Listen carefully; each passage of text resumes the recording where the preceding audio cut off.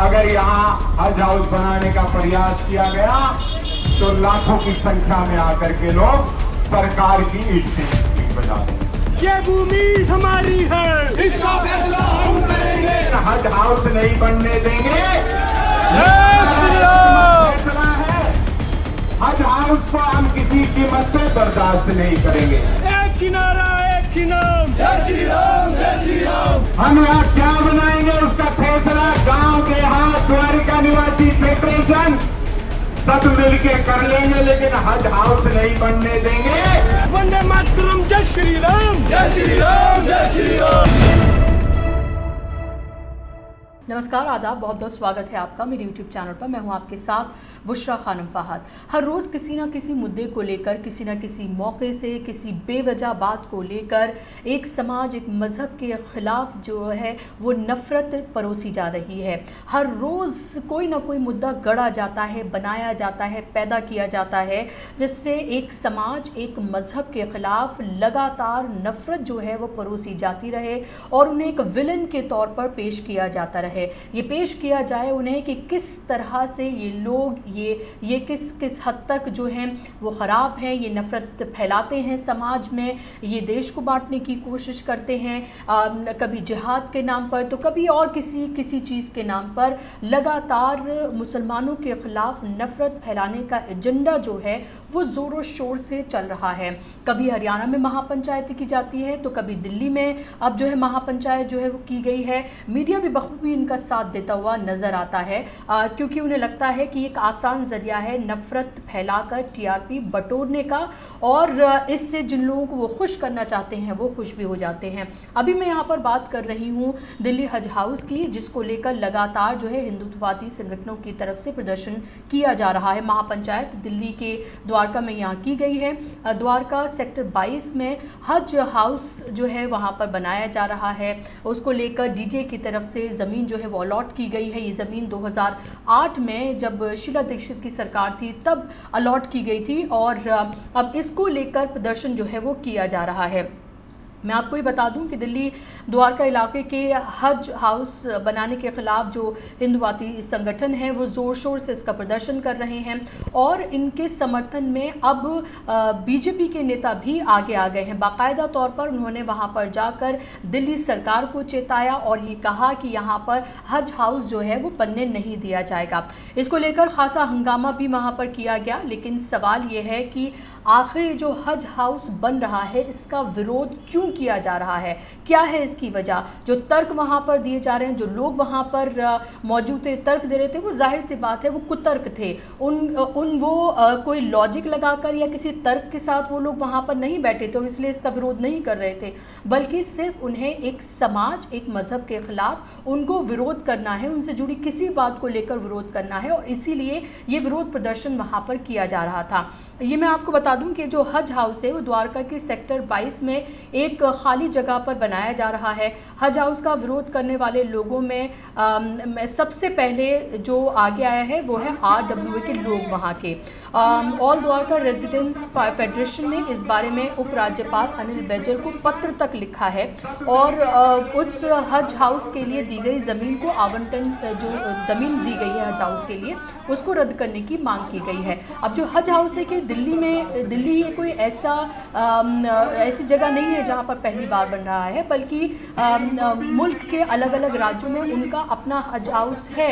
दिल्ली ही सिर्फ एक ऐसी जगह है जहाँ पर दिल्ली का अपना हज हाउस नहीं था और अभी भी नहीं है, सिर्फ उसके लिए ज़मीन जो है आवंटित की गई है। और साल में एक बार जो है वो हाजी जो हज करने के लिए जाते हैं, जो आज़मीन हज होते हैं, वो दिल्ली आते हैं, चाहे वो दिल्ली के हों, उसके अलावा पश्चिमी उत्तर प्रदेश से, उत्तराखंड से, हरिद्वार से वो लोग यहाँ पर आते हैं। एक आध दिन यहाँ पर ठहरते हैं, जब तक उनकी फ़्लाइट होती है उसका वो यहाँ पर इंतज़ार करते हैं। कुछ फॉर्मेलिटीज़ होती है, उनको पूरा करने के लिए उनको एक जगह की ज़रूरत होती है जो उनके पास नहीं है। और ये सारी चीज़ें जो हैं वो सरकार के अंडर में आती हैं। हज से जुड़ा हुआ जितना भी काम है वो सरकार के अंडर में आता है और हज हाउस भी जो है वो डीडीए के ज़रिए ये ज़मीन अलॉट की गई है और दिल्ली सरकार ही इसको बनवा रही है। और ये बताया जा रहा है कि लगभग 94 करोड़ की लागत से ये हज हाउस जो है वो बनकर तैयार होगा, जो प्रपोजल जो तैयार हुआ है उसके मुताबिक। और मैं आपको ये बता दूं कि RWA की तरफ से जो राज्यपाल उपराज्यपाल अनिल बैजल को जो पत्र लिखा गया है उस पत्र में फेडरेशन ने इस बात की आशंका जताई है कि अगर यहाँ पर हज हाउस बनता है, अब आप ये लॉजिक सुनिएगा कि अगर यहाँ पर हज हाउस बनता है तो इससे यहाँ की शांति और भाईचारा खराब हो सकता है और दंगे होने, हिंदुओं के पलायन की भी संभावना है। पत्र में कहा गया है कि यहाँ शाहीन बाग, जाफराबाद और कश्मीर जैसे हालात बन सकते हैं। सिर्फ हज हाउस बनने से, जो साल में सिर्फ एक बार इस्तेमाल होता है, उससे ये सब कुछ हो सकता है। ये पत्र में लिखा गया है, बाकायदा तौर पर उपराज्यपाल को ये पत्र भेजा गया है RWA की तरफ से। आप ये अंदाज़ा लगाइए कि किस तरह से ये नफरत जो है वो परोसी जा रही है, जिसमें इस तरह की बातें कही जा रही हैं। मतलब सिर्फ हज हाउस बनने से ये सब कुछ हो सकता है। दूसरे और राज्यों में जो हज हाउसेज हैं, क्या वहाँ पर इस तरह की स्थितियाँ पैदा हुई हैं? ये सवाल इनसे पूछा जाने चाहिए, लेकिन ये सवाल जवाब का मतलब ही नहीं है। यहाँ सिर्फ और सिर्फ प्रदर्शन क्यों किया जा रहा है ये आपको बखूबी पता है, मुझे यहाँ पर बताने की ज़रूरत नहीं है।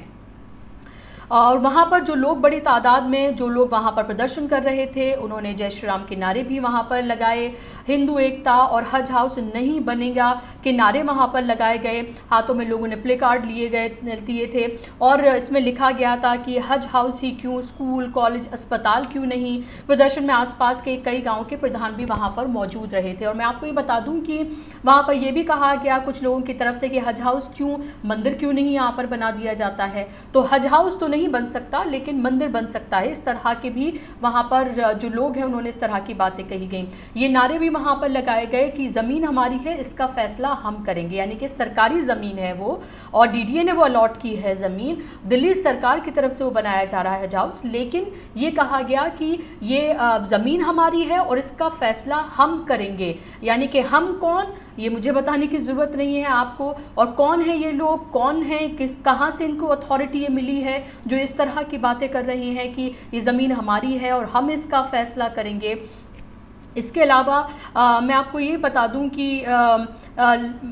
इन सब के बीच जो दिल्ली बीजेपी के अध्यक्ष हैं आदेश गुप्ता, वो भी वहाँ पर मौजूद रहे और उन्होंने कहा कि यहाँ पर जिस तरह की मांगे जो हैं आसपास के लोग कर रहे हैं, वहाँ पर अस्पताल बना दिया जाए, हज हाउस ही क्यों बनाया जा रहा है। उन्होंने कहा कि इस मांग से दिल्ली देहात के लोग जो हैं, लोगों के साथ वो खड़े हैं, जो मांग की जा रही है उसके साथ, ये कहा गया है आदेश गुप्ता की तरफ से। और मैं आपको ये बता दूं कि जिस तरह से मैंने पहले भी आपको बताया कि इस हज हाउस का जो शिलान्यास है वो 2008 में किया गया था, जो उस वक्त की मुख्यमंत्री थी शीला दीक्षित की तरफ से। और इसके बाद 2018 में अरविंद केजरीवाल सरकार ने इसके लिए 94 करोड़ रुपए जो है वो आवंटित किए थे और इसमें तमाम फैसिलिटीज़ हज हाउस में जो हैं वो मौजूद रहेंगी। और जिस तरह की आशंकाएं इसको लेकर जताई जा रही हैं, जिस तरह की बातें इसको लेकर कही जा रही हैं, उसका कोई सर पैर जो है वो नज़र नहीं आता है, जिस तरह से लगातार इसको लेकर बातें कही जा रही हैं। और मैं आपको ये बता दूं कि इसको लेकर जिस तरह की बीजेपी जब से इसमें कूद गई है, तो आपको समझा जा सकता है कि 2020 में जब विधानसभा चुनाव हुए थे तो किस तरह से वहाँ शाहीन बाग का जिक्र किया गया था और ये भी कहा गया था कि ऐसा आप बटन दबाएं कि करंट जो है वो शाहीन बाग तक पहुंचे।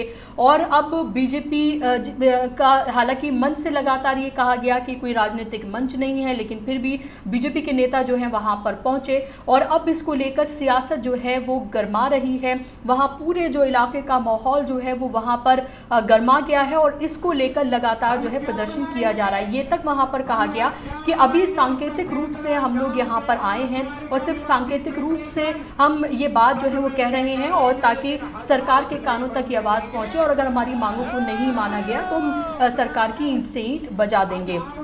अब इसको लेकर मैं आपको ये बता दूं कि एक एफआईआर भी दर्ज हुई है। एफआईआर इसलिए दर्ज नहीं हुई है कि वहाँ किस तरह की बातें कही जा रही थी, किस तरह के नारे लगाए जा रहे थे, बल्कि जो कोविड प्रोटोकॉल है उसको ना निभाने के लिए, क्योंकि वहाँ पर ज़्यादातर लोगों ने मास्क नहीं लगा रखे थे, इसलिए वहाँ एफआईआर जो है उसको लेकर की गई है। हालांकि जो एक समाज को लेकर, एक मजहब को लेकर जो वहाँ पर नफरत फैलाई गई, जिस तरह की नारेबाजी की गई, जिस तरह की बातें कही गई कि ये कहा गया कि ये लोग लैंड जिहाद करते हैं, लव जिहाद करते हैं, अभी यहाँ पर हज हाउस बना है, फिर यहाँ पर मस्जिद बना देंगे, फिर यहाँ पर घर बना लेंगे, फिर यहाँ पर आकर बस जाएंगे। तो बातें इस तरह से कही जा रही हैं कि जैसे दूसरे देश से आए हुए कोई लोग हैं या फिर दूसरे प्लैनेट से आए हुए कोई लोग हैं जिनके बारे में बात कही जा रही है। ना तो मुसलमान इस देश के निवासी हैं, ना ही यहाँ पर उन्हें अपनी मजहबी दरसगाहें बनाने का कोई हक है, ना ही उनको कोई और चीज़ करने का हक है। मुरादाबाद की आपने घटना देखी, वहाँ पर किस तरह से जो मुस्लिम परिवार हैं, कुछ उन्होंने घर खरीदे हैं, तो किस तरह से वहाँ पर इसका विरोध किया गया, उस कॉलोनी के कुछ लोगों ने उसका विरोध किया। और अब यहाँ पर इस तरह की बातें कही जा रही हैं। आपने देखा कि किस तरह से मुस्लिम महिलाओं को लेकर सुली डील्स जो है वो सुली डील्स ऐप जो है वो बनाई गई और किस तरह से वहाँ पर उनकी खुलेआम नीलामी की गई। और इसके अलावा भी लगातार मुस्लिम महिलाओं को लेकर सोशल मीडिया पर इसी तरह के जो है वो कमेंट जो है वो किए जाते हैं। और अब इस तरह की बातें, तो ये इसका लुबलुबाब ये है कि आप ये देखें कि कुछ संगठन हैं जिनका काम ही सिर्फ ये है कि हर रोज़ इस तरह के मुद्दे उठाए जाएं जिससे एक समाज को लेकर, एक समाज के लोगों को लेकर, मजहब को लेकर नफ़रत जो है वो फैलाई जाए, लोगों के दिलों में इस तरह से नफ़रत फैलाई जाए कि वो जब भी उनके बारे में बात की जाए सिर्फ और सिर्फ वो नफ़रत की निगाह से ही उनको देखें। इस तरह की पूरी स्थितियां जो है वो बनाने की कोशिश जो है वो की जा रही है।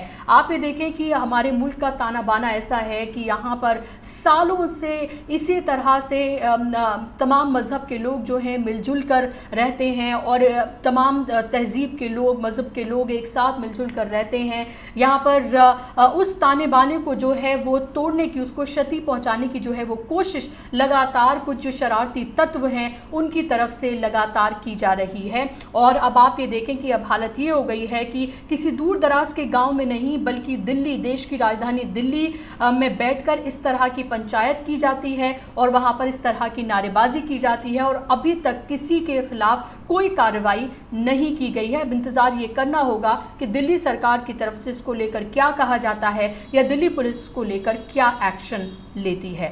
फिलहाल आज के कार्यक्रम में बस इतना ही। आपको कार्यक्रम कैसा लगा मुझे ज़रूर बताइएगा। आप मुझे ट्विटर, इंस्टाग्राम और फेसबुक पर भी फॉलो कर सकते हैं। आप मेरे चैनल को ज़रूर सब्सक्राइब करें और ज़्यादा से ज़्यादा लोगों तक इसको शेयर करें। नमस्कार, आदाब।